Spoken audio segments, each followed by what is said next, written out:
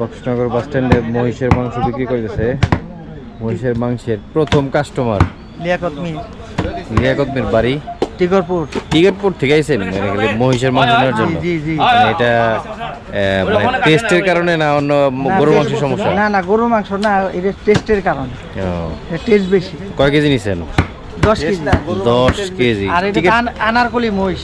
আনারকলি মহিষ বিখ্যাত মহিষ ছিল নাকি আপনি নাম দিয়েছেন? ইন্ডিয়ান আনারকলি। আচ্ছা, মানে এটা কি মহিষের জাত? মহিষের জাত আনারকলি। এই নাম শুনে চলে আসছেন? এই নাম শুনে চলে আসছে। এটা পানিতে নামে না। এটা পানিতে নামে না? না আসলে। কেন? না আনারকলি যে ওটা খালি জাপাইয়া গরুর নাগাল ঘাস খাইবে। আচ্ছা, শৌখিন টাইপের। শৌখিন টাইপের। আচ্ছা খাসি মাংস। এটা এনজান নাই কি বুক বালাই কম। আচ্ছা, ওই দেশটা দে তাহলে বক্সনগর বাস স্ট্যান্ডে মহিষ জবাই ছিল। এটা আনারকলি মহিষ বিক্রি করছে। উনি হচ্ছে প্রথম কাস্টমার, 10 কেজি নিয়ে গেল। সবাই যে আমাদের বক্সনগরে ইয়ামিন ডাক্তার আসছেন, উনি হচ্ছে ওনার ছেলের জন্য বা 2-3 কেজি নিয়ে যাবে আর কি মহিষের মাংস। এটা কি আপনারা পছন্দ নাকি আপনার শুধু ছেলের জন্য নেবেন?